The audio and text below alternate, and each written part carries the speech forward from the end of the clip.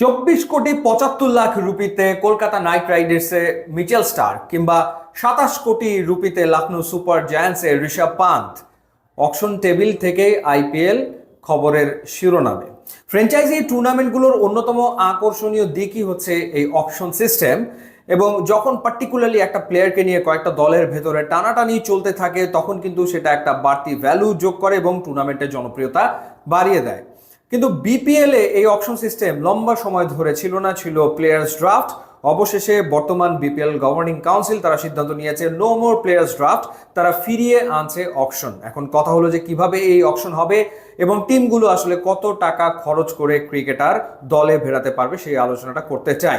Local ক্রিকেটারদের জন্য category থাকছে 6টা, বিদেশি ক্রিকেটারদের জন্য ক্যাটাগরি থাকছে 5টা।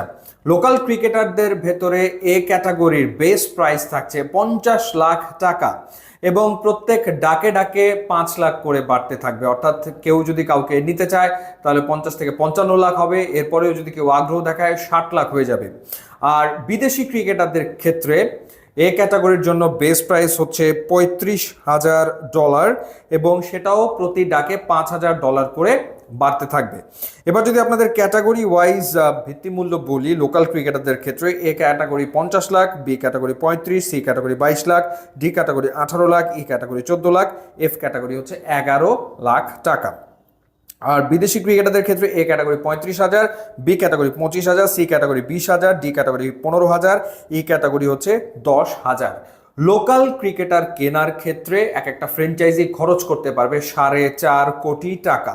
4.5 কোটি টাকা দিয়ে তাদের লোকাল ক্রিকেটার কিনতে হবে এবং ন্যূনতম 13 জন লোকাল ক্রিকেটারকে অকশন থেকে দলে নিতে হবে। তারা ডিরেক্ট সাইন করাতে পারবে দুজনকে, এরই ভেতরে 5টা ফ্র্যাঞ্চাইজি তারা কিন্তু সেই আলোচনা করে ফেলেছে, তারা দুজনকে ডিরেক্ট সাইন করিয়েছে। সেই হিসেবটা এই 4.5 কোটির বাইরে হবে, ওই হিসেবটা ধরা যাবে না, ওটা আলাদা হিসাব, ওটা বাদ। আর বিদেশি ক্রিকেটারদের ক্ষেত্রেও দুজনকে সরাসরি সাইন করানো যাবে এবং নিলাম থেকে অন্তত 2জন বিদেশি ক্রিকেটারকে নিতেই হবে এবং বিদেশি ক্রিকেটারদের জন্য এক একটা ফ্র্যাঞ্চাইজি খরচ করতে পারবে $3.5 লাখ, সব মিলিয়ে $3.5 লাখ। এবং যদি আমরা লোকাল ক্রিকেটারদের জন্য 4.5 কোটি টাকা এবং বিদেশিদের জন্য $3.5 লাখ, তাহলে ওভারঅল আসলে পারচেস পাওয়ার প্রত্যেকটা টিমের কাছে থাকছে 10 কোটি টাকার মতো। এর ভেতরে তাদেরকে দল সাজাতে হবে এবং 16 জন লোকাল ক্রিকেটার থাকতে পারবে, সর্বোচ্চ নিতে পারবে। এবং বিদেশিদের ক্ষেত্রে নিলাম থেকে 2জন তারা নিতে পারবে, ম্যাচে ন্যূনতম 2জন খেলাতে পারবে, সর্বোচ্চ 4 জন বিদেশি ক্রিকেটার এক একটা ফ্র্যাঞ্চাইজি টিম আসলে খেলাতে পারবে। এবার আসা যাক হচ্ছে যে কিভাবে করে তারা পেমেন্ট দেবে। চুক্তি স্বাক্ষরের সময় 25% টাকা দিয়ে দিতে হবে।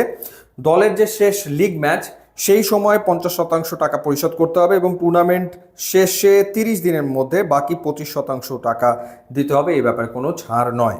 এক একটা স্কোয়াডের সাইজ হবে 22 সদস্যের, খেলোয়াড়, কোচ, কর্মকর্তা মিলিয়ে।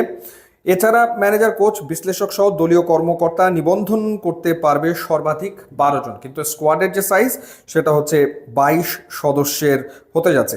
এখন আপনাদের মনে প্রশ্ন জাগতে পারে যে অনেক টিম এরই ভেতরে তো 2-এর অধিক বিদেশি ক্রিকেটারের সাথে তারা আলোচনা করছে, সেটা কিভাবে করে হবে?